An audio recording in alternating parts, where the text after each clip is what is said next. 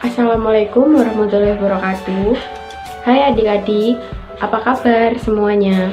Semoga selalu dalam keadaan sehat walafiat ya. Amin, amin ya rabbal alamin.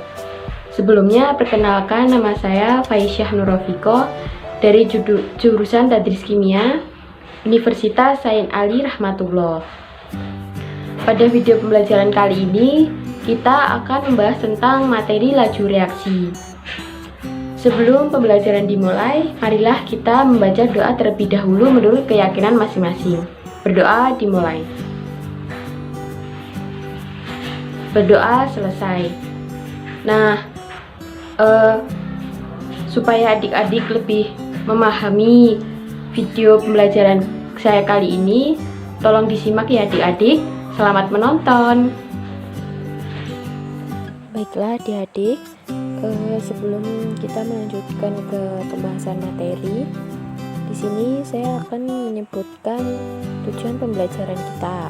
Yang pertama, adik-adik dapat menjelaskan pengertian laju reaksi. Dan yang kedua, adik-adik dapat menjelaskan faktor-faktor yang mempengaruhi laju reaksi. Untuk submateri pada pertemuan kali ini yaitu ada dua. Yang pertama ada pengertian laju reaksi, dan yang kedua faktor-faktor yang mempengaruhi laju reaksi.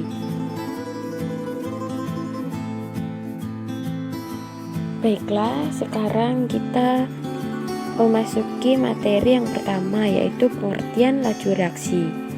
Nah, menurut adik-adik mungkin laju reaksi itu adalah sebuah perubahan reaksi atau berlangsungnya atau bergeraknya sebuah reaksi dengan kecepatan yang berbeda. Nah, itu sudah benar ya adik-adik. Jadi pada laju reaksi ini tidak hanya sebuah perubahan atau kecepatan yang berubah, tetapi pada laju reaksi ini juga ada perbedaan, yaitu ada yang bergerak dengan cepat dan ada yang bergerak dengan lambat. Nah, dari keempat gambar yang telah saya sajikan, di situ juga bisa dilihat keterangan masing-masing. Yang pertama ada pembusukan buah, ada yang kedua ada korosi besi, yang ketiga ada pembentukan batu bara, yang keempat ada ledakan amonium. Nah, apa sih Kak perbedaannya dari keempat gambar tersebut? Untuk reaksi pembusukan buah, perbedaannya yaitu reaksi pembusukan buah ini berlangsung dengan cepat atau sedang, dengan perhitungan pembusukan itu dihitung mulai hari dengan ukuran hari. Makanan dan buah-buahan setelah dibiarkan beberapa hari di udara terbuka akan mengalami proses pembusukan dan tidak layak dikonsumsi. Maka dari itu, jika adik-adik ingin menyimpan buah-buahan, alangkah baiknya simpan di tempat pendingin atau di dalam kulkas agar terjaga dari pembusukan. Lalu yang kedua ada gambar sebuah pengkaratan atau korosi besi. Nah, perbedaannya jika pada pembusukan buah kan berlangsungnya dengan cepat atau sedang, tetapi untuk korosi besi ini berlangsung lama dengan dihitung ukuran minggu. Dia sedikit lebih lama dari pembusukan buah. Korosi adalah rusaknya benda-benda logam karena pengaruh lingkungan antara lain kelembapan udara, air, dan zat elektrolit. Lalu pada gambar yang ketiga ada pembentukan batu bara. Pembentukan batu bara ini berlangsung sangat lama, bahkan lebih lama dari terjadinya korosi. Pembentukan batu bara ini membutuhkan berjuta-juta tahun untuk menghasilkan batu bara. Batu bara merupakan fosil bahan bakar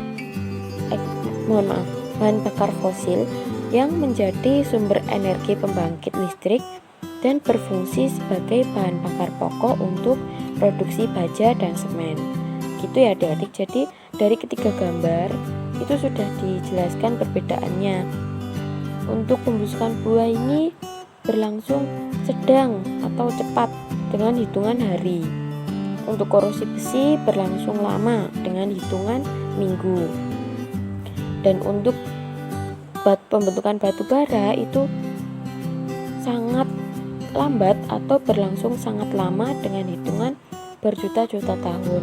Nah, untuk gambar yang terakhir yaitu ada meledaknya amonium nitrat. Pada reaksi ini itu berlangsung sangat cepat bahkan dengan hitungan menit. Amonium nitrat atau NH4NO3 dari rumus kimianya mengandung unsur nitrogen yang bermanfaat untuk pertanian. Jika amonium nitrat ini tersulut api, akan timbul gas nitrooksida dan uap air yang mudah meledak. Maka dari itu, jika menggunakan bahan-bahan kimia, berhati-hatilah dalam penggunaannya dan selalu menggunakan peralatan-peralatan yang sudah disediakan di lab. Lalu apa sih Kak yang dimaksud dengan laju reaksi? Nah, laju reaksi kimia adalah perubahan konsentrasi reaksi atau produk dalam suatu satuan waktu. Laju reaksi dapat dinyatakan sebagai laju berkurangnya konsentrasi suatu reaksi atau laju bertambahnya konsentrasi suatu produk persatuan waktu. Bisa dituliskan dengan rumus R sama dengan delta C dibagi dengan delta T, atau R yaitu simbol untuk laju reaksi sama dengan delta C ini menunjukkan perubahan konsentrasi dibagi dengan delta T yang menunjukkan selang waktu. Nah, supaya adik-adik tambah paham atau semakin mudah untuk memahami, agar mudah memahami, di sini saya kasih contoh soal ya. Soalnya pada reaksi A menjadi B diketahui bahwa konsentrasi A mula-mula yaitu 10 mol. Setelah 3 detik menjadi 4 mol. Tentukan laju reaksinya. Nah, kita ketahui bahwa delta C atau perubahan konsentrasinya yaitu dari mula-mula 10 mol atau yang mula-mula 10 mol setelah 3 detik berubah menjadi 4 mol. Jadi kita hitung 10 mol dikurangi 4 yaitu menjadi 6 mol. Dan untuk yang delta T atau selang waktu yaitu perubahannya setelah 3 detik, berarti kita tulis 3 dan mula-mula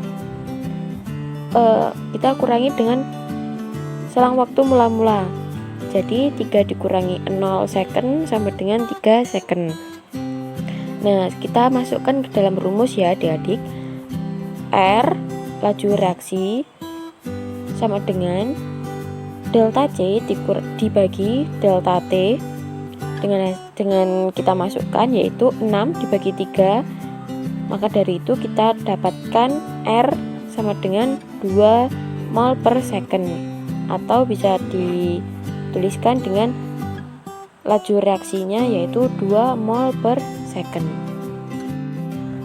Pada pengertian atau konsep laju reaksi, di sini juga ada yang namanya diagram laju reaksi untuk menentukan sebuah perubahan reaksi.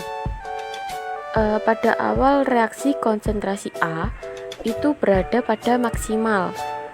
Bisa dilihat ya, yang A ini yang berwarna biru, dia mula-mula berada di atas dengan konsentrasi maksimal.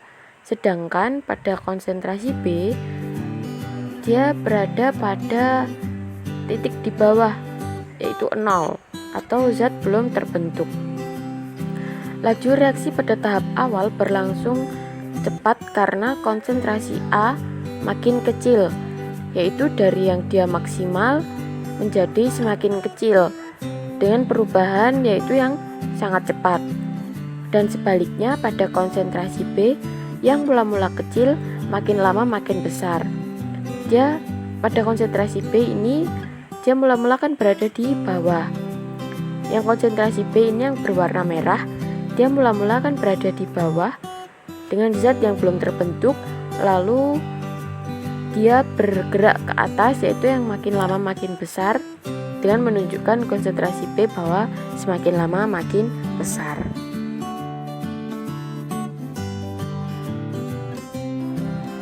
Baiklah, selanjutnya kita akan melanjutkan ke materi yang kedua, yaitu faktor-faktor yang mempengaruhi laju reaksi.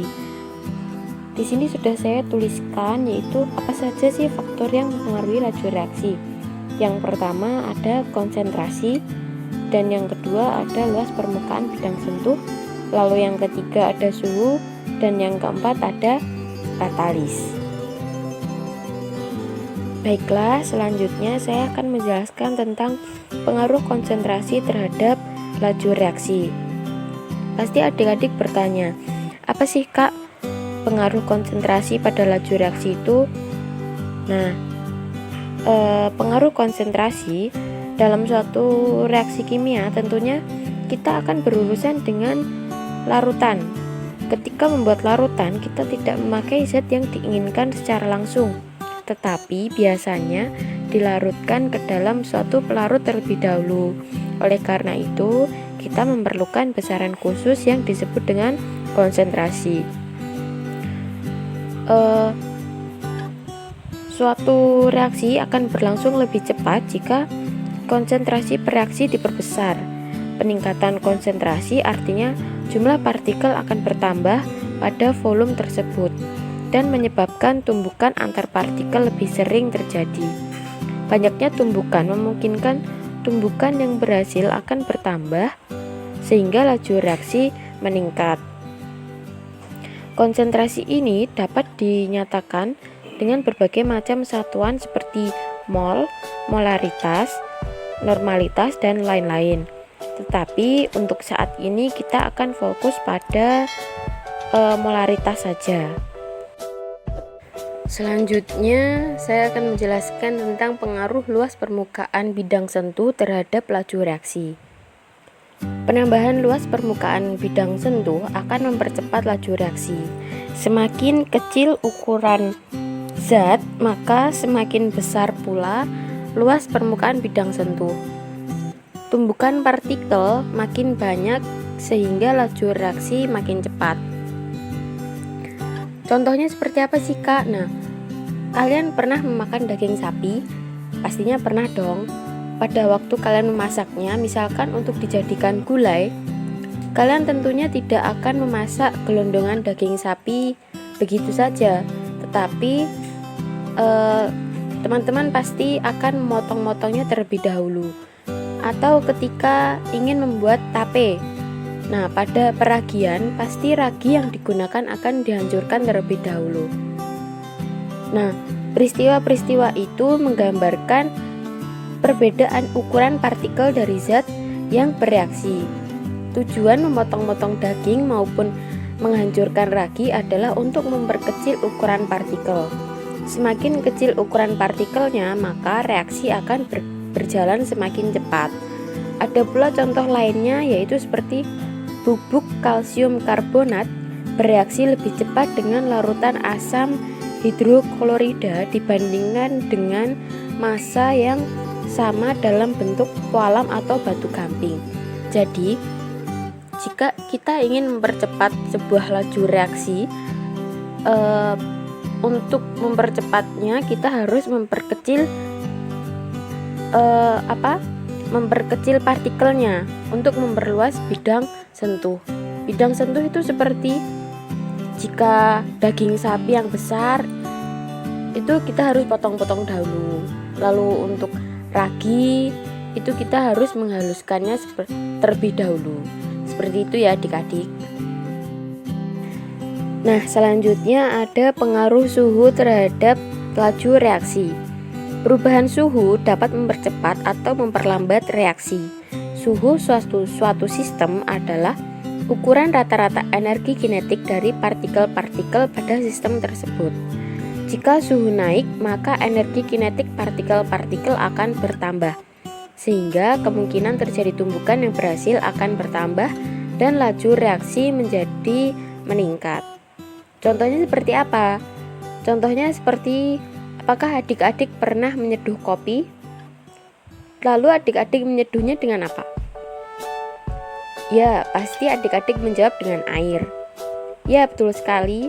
Dan pastinya adik-adik akan menyeduh kopi dengan menggunakan air yang mendidih agar rasa dan aroma kopi menjadi terasa lebih nikmat. Selain itu, tahukah adik-adik bahwa air panas mampu melarutkan serbuk kopi dengan lebih cepat dibandingkan adik-adik melarutkan dengan air yang dingin? Nah, peristiwa ketika adik-adik menyeduh kopi itu merupakan sebuah pelarutan. Indikator terjadinya reaksi antara air dengan kopi adalah perubahan warna air yang semula-mula tidak berwarna menjadi coklat atau hitam. Laju reaksi antara air dengan serbuk kopi dapat dipercepat dengan meningkatkan suhu pelarutnya, yakni air. Hal inilah yang menyebabkan kopi dapat larut lebih cepat dalam air panas. Bisa dipahami ya adik-adik? Selanjutnya, pengaruh katalis terhadap laju reaksi. Terkadang dengan memperbesar konsentrasi, suhu maupun luas permukaan bidang sentuh saja kurang efisien, sehingga perlu ada cara lain yang lebih cepat tetapi lebih menguntungkan. Adakah cara seperti itu? Ya, ada, yakni dengan menambahkan katalis. Dengan menambahkan katalis pada suatu reaksi kimia, maka laju reaksi akan berjalan lebih cepat. Katalis dapat mempercepat reaksi. Katalis dapat menurunkan energi aktivasi reaksi sehingga tumbukan reaktan menghasilkan reaksi. Katalis adalah zat yang meningkatkan laju reaksi tanpa dirinya mengalami perubahan kimia secara permanen. Jika digambarkan ke dalam grafik, itu bisa dilihat ya adik-adik pada gambar sebelah kiri ini, bahwa gambar yang dengan garis berwarna biru tua ini itu ada tulisannya energi aktivasi tanpa katalis. Nah, bisa dilihat ya, perubahan hasil reaksi untuk mencapai hasil reaksi itu menjadi lebih lama karena tidak ada katalis, sehingga energi aktivasinya menjadi lebih lama untuk menghasilkan reaksi. Dan untuk yang menggunakan katalis itu menjadi lebih cepat dengan gambar garis warna merah. Itu untuk mencapai hasil reaksinya menjadi lebih cepat karena terdapat energi aktivasi menggunakan katalis. Bisa dipahami ya adik-adik sampai di sini? Nah, adik-adik, itulah tadi materi yang sudah saya jelaskan, mulai dari konsep, pengertian laju reaksi hingga faktor-faktor yang mempengaruhi laju reaksi. Di sini saya juga beri rangkuman tentang pembahasan materi kita pada kali ini. Yaitu yang pertama ada laju reaksi adalah laju berkurangnya konsentrasi suatu reaksi atau laju bertambahnya konsentrasi suatu hasil reaksi dalam satu satuan waktu. Untuk reaksi P plus H dengan R bisa dituliskan dengan rumus V sama dengan minus delta konsentrasi P dibagi delta T, atau delta konsentrasi H dibagi delta T, atau ditambah atau plus delta konsentrasi R dibagi delta T. Selanjutnya yang kedua yaitu faktor yang dapat mempengaruhi laju reaksi adalah konsentrasi luas permukaan, suhu, dan katalis. Yang ketiga ada prinsip kerja konsentrasi dapat Menaikkan laju reaksi disebabkan karena semakin tinggi konsentrasi, semakin banyak partikel yang bertumbukan sehingga meningkatkan laju reaksi. Yang keempat, luas permukaan dapat mempengaruhi laju reaksi karena semakin luas permukaan akan semakin banyak partikel yang bertumbukan, sehingga semakin besar pula laju reaksinya. Yang kelima, prinsip kerja suhu dapat menaikkan laju reaksi adalah dengan meningkatkan energi kinetik dari partikel-partikel bereaksi. Dan yang keenam, prinsip kerja katalis dapat meningkatkan laju reaksi adalah dengan cara menurunkan energi aktivasi reaksi tersebut. Untuk adik-adik yang ingin mencatat atau menulis poin-poin, bisa di screenshot ya adik-adik. Terima kasih. Sekian materi yang bisa saya sampaikan. Nah, itulah adik-adik pembahasan materi dari saya. Jika adik-adik ingin lebih memahami materinya, silahkan diulang kembali video dari saya dan dituliskan kembali konsep atau poin-poin penting seperti konsep dan rumus-rumus yang ada di dalam video pembelajaran saya. Bisa juga mencari soal-soal untuk sebagai latihan di rumah masing-masing. Seperti itu ya adik-adik. Nah, sebelum pembelajaran saya tutup, marilah kita membaca doa penutup, yaitu doa Kafaratul Majelis. Berdoa mulai Bismillahirrahmanirrahim. Subhanakallahumma wa bihamdika asyhadu an la ilaha illa anta astaghfiruka wa atubu ilaik. Sekian dari saya. Jika ada kurangnya saya mohon maaf. Wassalamualaikum warahmatullahi wabarakatuh.